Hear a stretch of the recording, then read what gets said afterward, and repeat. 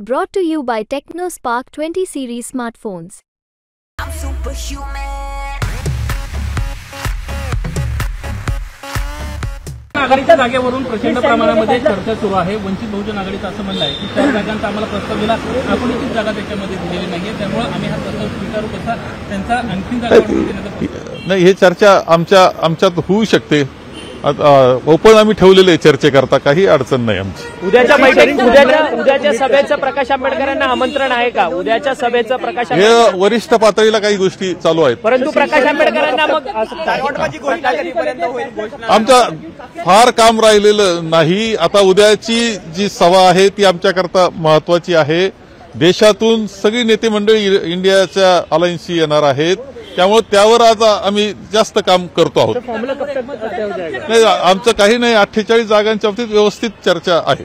थोरात साहेब, आज महत्वाची चर्चा आपली शरद पवार यांच्यासोबत झालेली आहे। काय नेमकं महाविकास आघाडीच्या जागा वाटपांवरती काय चर्चा झाली आहे का? लोकसभेची निवडणूक आज जाहीर होते आहे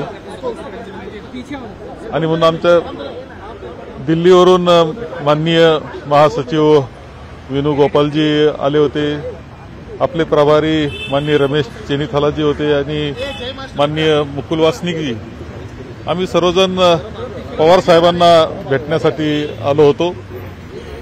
लोकसभेची निवडणूक म्हटल्यावर साहजिकपणे अनेक गोष्टींवर चर्चा झाली, सर्व बाबतीतली चर्चा त्या ठिकाणी आम्ही लोकसभेच्या निवडणुकीच्या दृष्टीने केलेली आहे।